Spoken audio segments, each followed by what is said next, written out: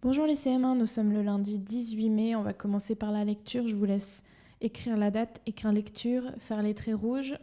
Ensuite, je vous laisserai lire le petit texte En route pour la Lune, lire les questions et y répondre, et on se retrouve après pour la correction. Alors, je vais lire le texte. Dans les années 1800, un canon très puissant envoie un projectile vers la Lune. 3 hommes ont pris place dans ce boulet. Quand 10 heures sonnèrent, Michel Ardan, Barbicane et Nicole firent leurs adieux aux nombreux amis qu'ils laissaient sur Terre. Nicole, une fois introduit avec ses compagnons dans le projectile, s'occupa d'en fermer l'ouverture au moyen d'une forte plaque maintenue intérieurement par de puissantes vis. D'autres plaques, solidement adaptées, recouvraient les verres des hublots. Les voyageurs, hermétiquement enfermés dans leur prison de métal, étaient plongés au milieu d'une obscurité profonde. « Et maintenant, mes chers compagnons, dit Michel Ardan, faisons comme chez nous. Je suis homme d'intérieur, moi, et très fort sur le ménage. Il s'agit de tirer le meilleur parti possible de notre nouveau logement et d'y trouver nos aises. Et d'abord, tâchons d'y voir un peu plus clair. Que diable, le gaz n'a pas été inventé par les taupes, pour les taupes. » D'après Jules Verne, Autour de la Lune, aux éditions Bordas. On va corriger les questions. Première question, qu'est-ce que le boulet? Donc le boulet qui est ici dans cette phrase. 3 hommes ont pris place dans ce boulet. Eh bien, de quoi nous parle-t-on? On nous parle du vaisseau spatial. Donc le boulet est un vaisseau spatial. On pourrait mettre une fusée, voilà, tout ce qui touche un peu à ça. Comment s'appellent les 3 hommes qui vont aller sur la Lune? Donc on les a à cette phrase-ci, quand 10 heures sonnèrent, Michel Ardan, Barbicane et Nicole. Donc les 3 hommes sont, et là on peut citer le texte, on recopie bien, Michel Ardan, Barbicane et Nicole.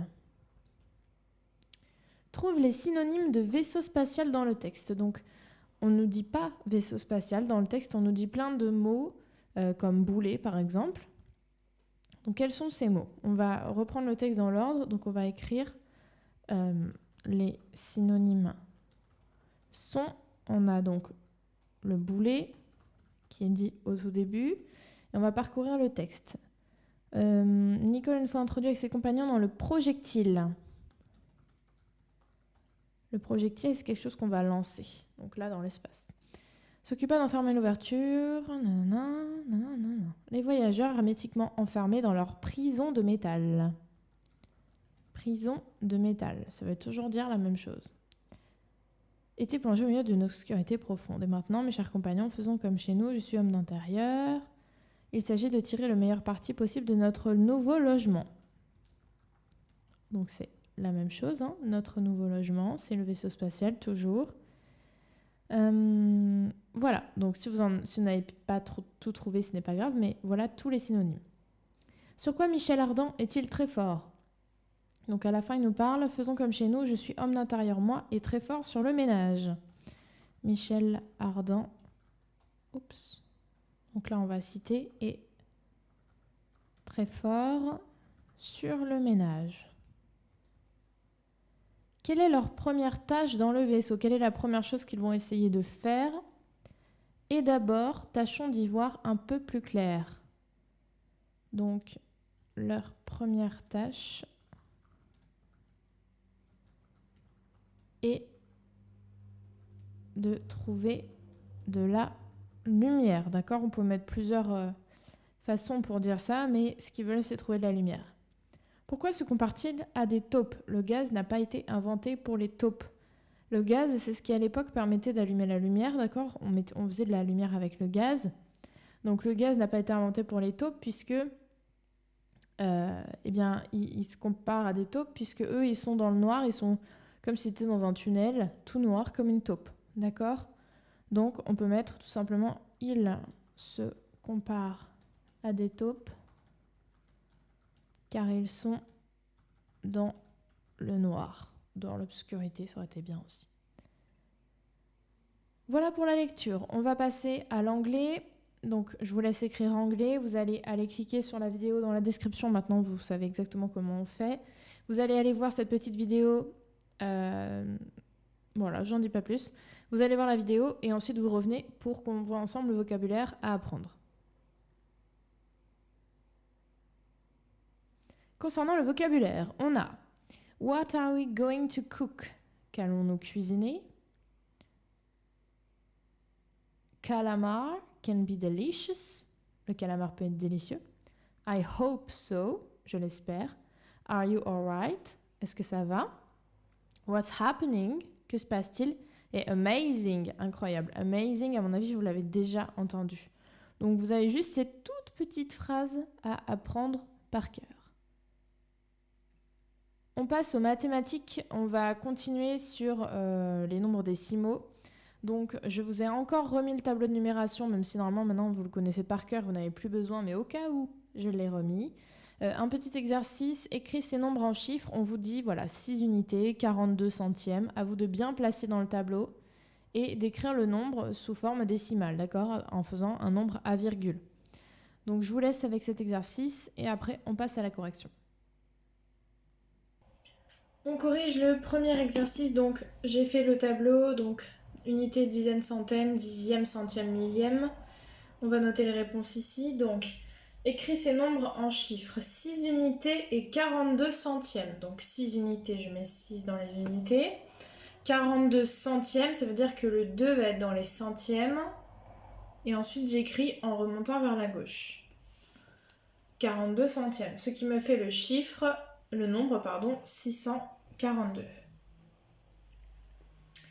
Ensuite, 12 unités et 9 dixièmes. 12 unités, ça veut dire que le 2 va être dans les unités. Donc 12 unités et 9 dixièmes. Je mets 9 dans les dixièmes. Ça me fait le nombre 129. 3 dixièmes. Ah oui, alors excusez-moi, mais j'ai oublié toutes les virgules. On n'oublie pas, hop. Voilà, donc 6,42, 1,29. 3 dixièmes. Donc là, je peux pas mettre le nombre 0,3. Donc je vais mettre 0,3. Il n'y a rien devant la virgule, 0,3. Ensuite, 21 unités. Ça veut dire que le 1 sera dans les unités et qu'ensuite je remonte par la gauche. 21 unités et 9 centièmes. 9 dans les centièmes. Et il n'y a pas de dixième, donc il y en a 0. Ce qui me fait 21,09. Pour le E, 125 unités. 125 unités, c'est-à-dire que le 5 sera dans les unités et que je remonte par la gauche. Et 26 centièmes. Le 6 sera dans les centièmes et je remonte. Ce qui me fait 125,26. Donc vous avez vu, quand vous faites le tableau, faites pas comme moi. On met bien sa virgule, on n'oublie pas. Un autre petit exercice, écris les nombres décimaux correspondants. C'est exactement la même façon de faire. 2 unités, 5 dixièmes, 3 dixièmes, etc. Attention au grand nombre, 504 centièmes, ça veut dire que le chiffre des unités sera dans les centièmes et ensuite j'écris en remontant. D'accord? Attention à ça, mais c'est exactement le même principe, servez-vous de votre tableau et tout ira bien. On se retrouve après pour la correction. Écris les nombres décimaux correspondants pour le 10, donc c'est la même façon de faire. Donc on va continuer avec le même tableau. 2 unités et 5 dixièmes. 2 unités et 5 dixièmes. Donc ça me fait 2,5. 3 dizaines et 3 centièmes. 3 dizaines et 3 centièmes. Donc là c'est très éloigné, vous avez vu, il y a un gros trou. Déjà je mets ma virgule entre ma partie entière et ma partie décimale et je mets des zéros là où il y a besoin. Ce qui me fait 30,03. 102 unités. C'est-à-dire que le 2 sera dans unité et qu'ensuite je remonte vers la gauche. 102 unités et 5 dixièmes. Je mets ma virgule. 102,5. Le D, 504 centièmes. Donc le 4 sera dans les centièmes et ensuite je remonte par la gauche. Je mets bien ma virgule. 5,04. 91 dixièmes. Donc le 1 sera dans les dixièmes et je remonte. Je mets ma virgule, ça fait 9,1. 8 centièmes. Je mets 8 dans les centièmes. Et là, il faut bien que j'ai donné un nombre à virgule. Donc, je mets des zéros. Ce qui me fait 0,08.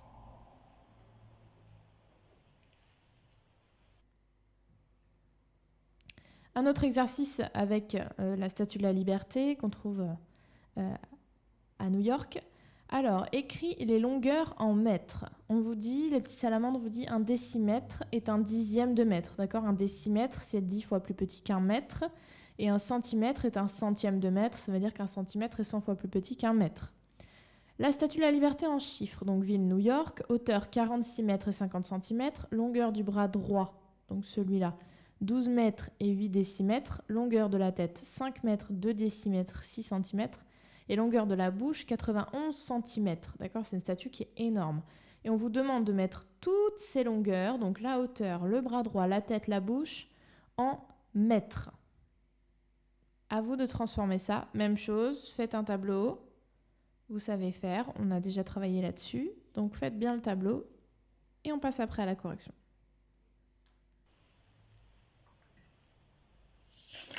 L'exercice de la Statue de la Liberté, donc j'ai renoter la hauteur, puis ensuite on notera directement le résultat. 46 mètres et 50 cm. On nous dit qu'un décimètre est un dixième de mètre. Si je reprends ce tableau-là, est-ce que je peux le réutiliser? Eh bien oui, tout à fait, puisque regardez, c'est comme si les unités c'était les mètres. D'accord? 10 fois plus grand, les décamètres. 100 fois plus grand, hectomètres et kilomètres. Mais là, on n'en aura pas besoin. Et ensuite, 10 fois plus petit qu'un mètre, un décimètre, d'accord, un dixième de mètre. 100 fois plus petit qu'un mètre, un centième de mètre, donc un centimètre. Et 1000 fois plus petit qu'un mètre, un millième de mètre, le millimètre. D'accord? Et je peux réutiliser mon tableau, ça marche de la même façon. Donc la hauteur, c'est 46 mètres et 50 cm. Je vais changer de couleur peut-être. 46 mètres et 50 cm. Donc 46. C'est comme si c'était 46 unités, 46 mètres. Ok, le 6 dans les mètres. Et 50 cm. Donc je mets le 0 dans les centimètres et je remonte par la gauche. Ce qui me fait 46,50 mètres. Comment je fais pour savoir ça? En fait, il faut que j'aille voir dans la colonne des mètres. Ça fait 46 mètres et 50. Ensuite, la longueur du bras droit, 12 mètres et 8 décimètres. Donc 12 mètres et 8 décimètres. Ce qui me fait 12,8 mètres. La tête, 5 mètres. Donc 5 mètres. 2 décimètres et 6 centimètres. Mais bien ma virgule, ça me fait 5,26 mètres. On n'oublie pas de mettre l'unité. Enfin, la bouche qui fait 91 cm. Pour avoir en mètres, ça fait 0,91 mètres.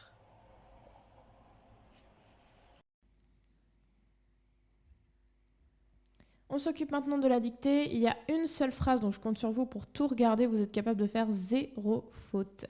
Je vous laisse écrire la dictée, je la lis. Les spectateurs qui formaient un cercle autour de l'artiste le regardaient tailler les blocs de neige. Donc c'est parti. Les spectateurs. Les spectateurs.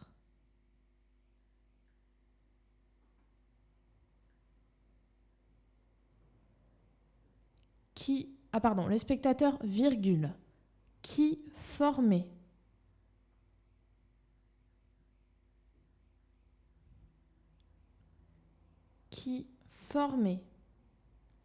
un cercle.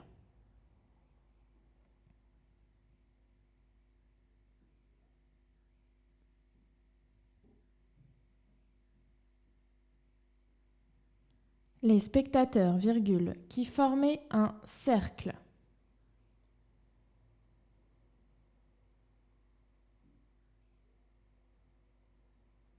Autour de l'artiste.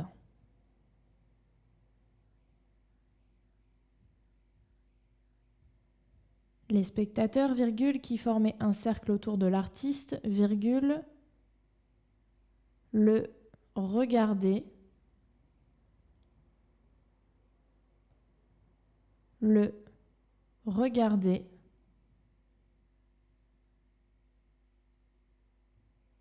tailler les blocs de neige. Les spectateurs, virgule, qui formaient un cercle autour de l'artiste, virgule, le regardaient tailler les blocs de neige. Point. Final. Je la relis. Les spectateurs, virgule, qui formaient un cercle autour de l'artiste, virgule, le regardaient tailler les blocs de neige. Point. Je vous laisse tout bien vérifier. Attention au temps, attention au pluriel.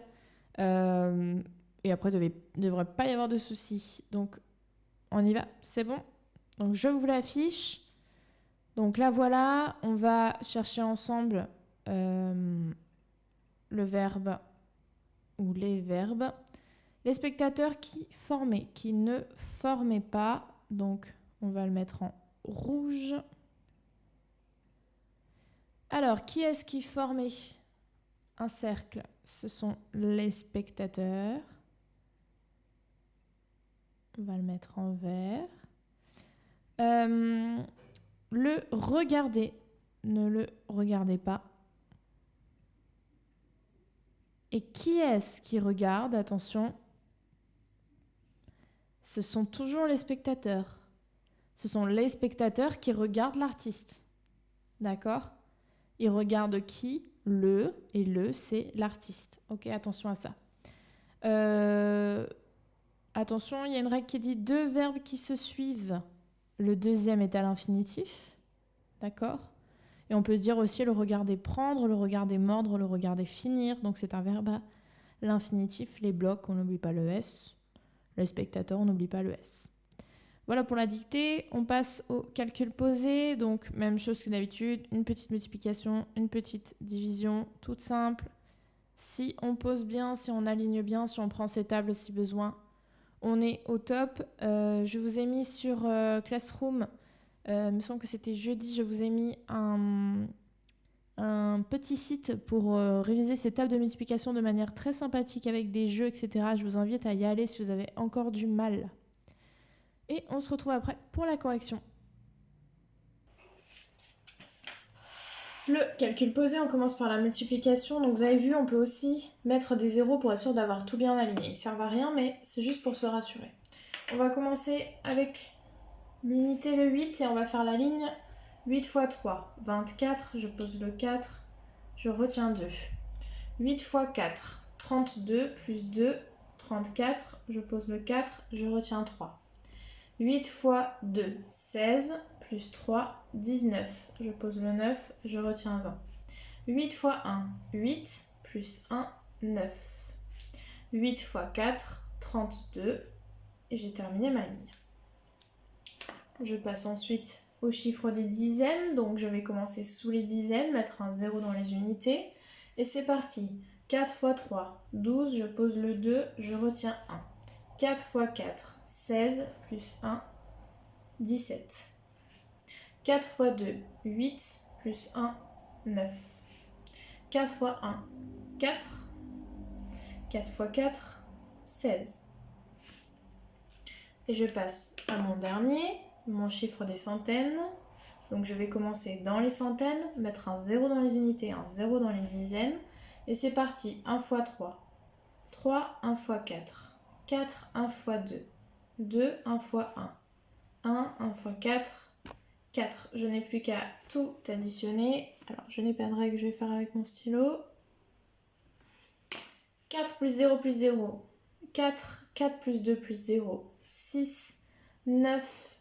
Alors, ici la technique c'est 7 plus 3, hein, d'accord? On sait que ça fait 10 plus 9, 19. Et je retiens 1. 1 plus 9, 10. Plus 9, 19. Plus 4, 23. Et je retiens 2. 2, 6, 8, 10. Ici, 6 plus 3, 9, plus 1, 10, plus 1, 11. Et je retiens 1, 4 plus 1 plus 1, 6. Donc ensuite, je fais les paquets de 3 et j'obtiens 6 103 964. On passe à la division. J'ai écrit la table de 18. Hop, la voici. Donc 18, est-ce que je vais commencer par 8? Non, le chiffre le plus petit de la table de 18, c'est 18. Donc je vais commencer par 83, qui est bien plus grand. Qu'est-ce qui dans la table de 18 se rapproche le plus de 83 sans le dépasser? C'est 18 fois 4. Ce qui me permet d'enlever 72. 3 moins 2, 1, 8 moins 7, 1. Il reste 11, je vais descendre le 1. Qu'est-ce qui dans la table de 18 se rapproche le plus de 111 sans le dépasser? 108. Donc 18 fois 6 et j'enlève 108. Faites pas comme moi, hein. Moi j'ai pas de règle, hein. C'est pas propre. 111 moins 108, on peut faire ça avec les doigts. 8, 9, 10, 11. Donc il reste 3. Je vais baisser mon 8. J'obtiens 38. Qu'est-ce qui est dans la table de 18 se rapproche le plus de 38 sans le dépasser? 18 fois 2. J'enlève 36 et il me reste 2. Est-ce que 2 est plus petit que 18? Oui, donc ma division est terminée. On passe au problème, un petit problème tout simple. Martine a acheté du tissu à 4 € le mètre. Elle a payé 240 €. Quelle longueur de tissu a-t-elle acheté? Voilà, faites un petit schéma si vous avez du mal à comprendre les informations. Et on se retrouve juste après pour la correction. On termine par le petit problème. Martine a acheté du tissu à 4 € le mètre. Donc c'est 4 € pour 1 mètre. Elle a payé 240 €. Combien elle a acheté de tissu? Hop, combien de mètres? Donc, il suffit de diviser l'argent payé par le nombre de mètres achetés. 240 divisé par 4. On y va, donc est-ce qu'on prend 2? Non, c'est trop petit, on prend 24. 4 fois 6. Ça fait 24, on enlève 24, il reste 0.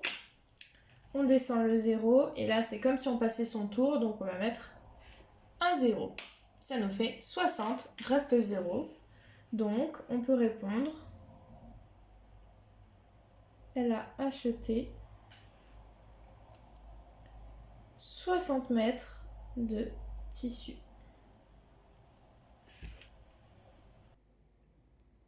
On passe à l'art plastique. Je vais vous inviter, comme la dernière fois, à aller regarder la petite vidéo de 1 minute au musée. Et quand vous l'avez regardée, vous revenez ici et on va créer le mémo de l'œuvre, comme la dernière fois avec Marilyn. Donc, allez cliquer sur le lien dans la description en art plastique et on se retrouve juste après.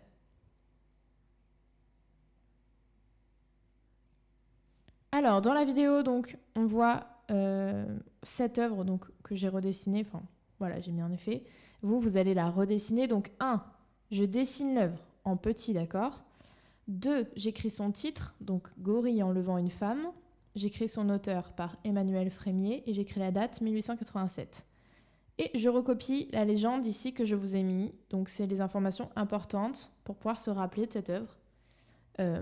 Voilà, les informations ont déjà été triées. Ensuite, on va terminer sur la culture générale et la géographie, donc je vous laisse écrire ça dans votre cahier.